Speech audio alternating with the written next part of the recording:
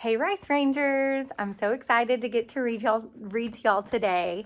I'm Emily Smith. I have two Rice Rangers and we're super excited that we are doing a read-a-thon and that we get to read some books to y'all. So this book that I'm going to read in this video is called The Little House. I love this book. It's a sweet story and it has beautiful illustrations. And so I hope that y'all enjoy. I'm going to try to get it so y'all can see it, the pictures. Once upon a time, there was a little house way out in the country. She was a pretty little house, and she was strong and well built. The man who built her so well said, "This little house shall never be sold for gold or silver, and she will live to see our great-great-grandchildren's great-great-grandchildren living in her." The little house was very happy as she sat on the hill and watched the countryside around her. She watched the sun rise in the morning, and she watched the sun set in the evening. Day followed day, each one a little different from the one before, but the little house stayed just the same.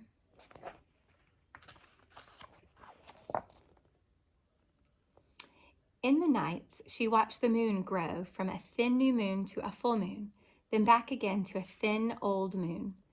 And when there was no moon, she watched the stars. Way off in the distance, she could see lights of the city.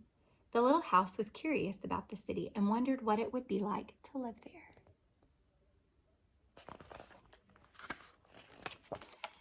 Time passed quickly for the little house, and she watched the countryside slowly change with the seasons. In the spring, when the days grew longer and the sun warmer, she waited for the first robin to return from the south.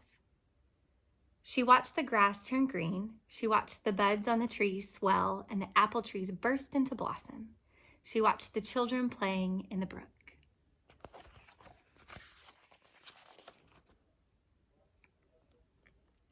In the long summer days, she sat in the sun and watched the trees cover themselves with leaves, and the white daisies cover the hill.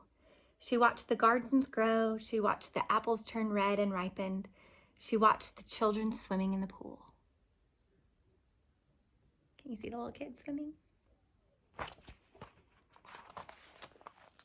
In the fall, when the days grew shorter and the nights colder, she watched the first frost turn the leaves to bright yellow and orange and red. She watched the harvest gathered and the apples picked. She watched the children going back to school.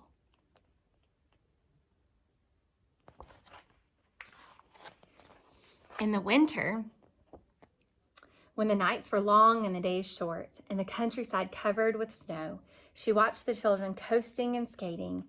Year followed year. The apple trees grew old and new ones were planted. The children grew up and went away to the city. And now at night, the lights of the city seemed brighter and closer.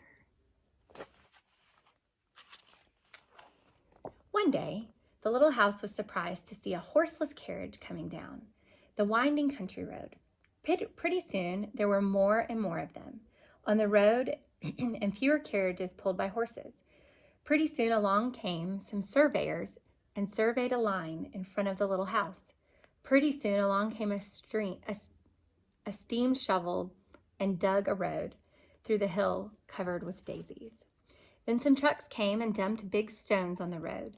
Then some trucks with little stones. Then some trucks with tar and sand. And finally a steamroller came and rolled it all smooth, and the road was done. Now the little house watched the trucks and automobiles going back and forth to the city. Gasoline stations, roadside stands, and small houses followed the new road. Everyone and everything moved much faster now than before. More roads were made, and the countryside was divided into lots. More houses and bigger houses, apartment houses and tenant houses, schools, stores, and garages spread all over the land and crowded around the little house. No one wanted to live in her and take care of her anymore. She couldn't be sold for gold or silver, so she just stayed there and watched. Now it was not so quiet and peaceful at night. Now the lights of the city were bright and very close, and the street lights shone all night. This must be living in the city, thought the little house, and didn't know whether she liked it or not. She missed the field of the daisies and the apple trees dancing in the moonlight. Pretty soon, there were trolley cars going back and forth in front of the little house. They went back and forth all day and part of the night. Everyone seemed to be very busy, and everyone seemed to be in a hurry.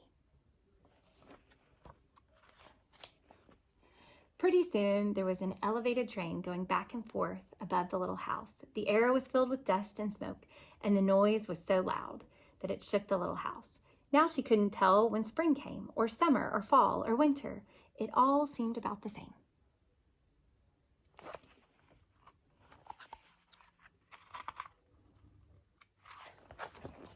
Pretty soon, there was a subway going back and forth underneath the little house.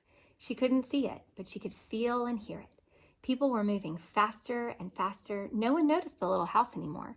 They hurried by without a glance. Pretty soon, they tore down the apartment houses and tenant houses around the little house and started digging big cellars, one on each side.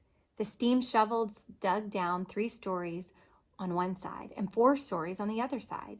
Pretty soon, they started building up. They built up 25 stories on one side and 35 stories on the other.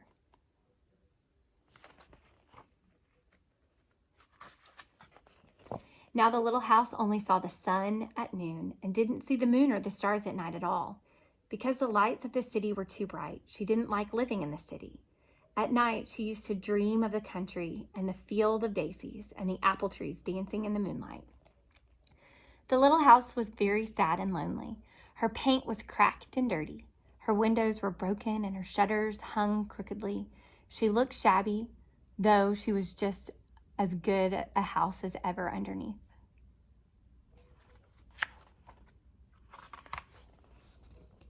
Then one fine morning in spring, along came the great-great-granddaughter of the man who built the little house so well. She saw the shabby little house, but she didn't hurry by. There was something about the little house that made her stop and look again. She said to her husband, "That little house looks just like the little house my grandmother lived in when she was a little girl. Only that little house was way out in the country on a hill covered with daisies and apple trees growing around it."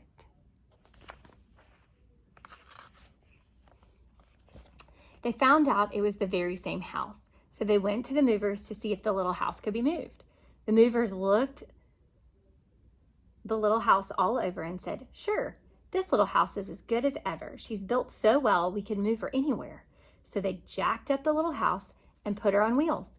Traffic was held up for hours as they slowly moved her out of the city. At first, the little house was frightened, but after she got used to it, she rather liked it. They rolled along the big road, and they rolled along the little roads until they were way out in the country.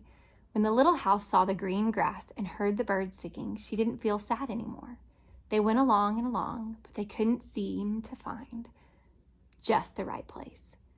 They tried the little house here, and they tried her there. Finally, they saw a little hill in the middle of a field and apple trees growing around. "There," said the great-great-granddaughter, "that's just the place." "Yes, it is," said the little house to herself. A cellar was dug on top of the hill, and slowly they moved the house from the road to the hill.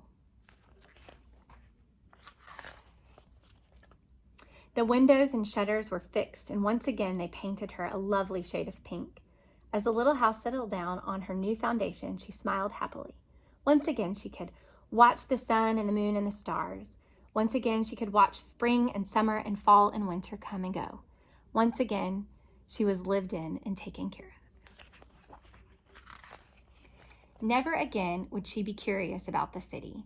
Never again would she want to live there. The stars twinkled above her. A new moon was coming up. It was spring, and all was quiet and peaceful in the country.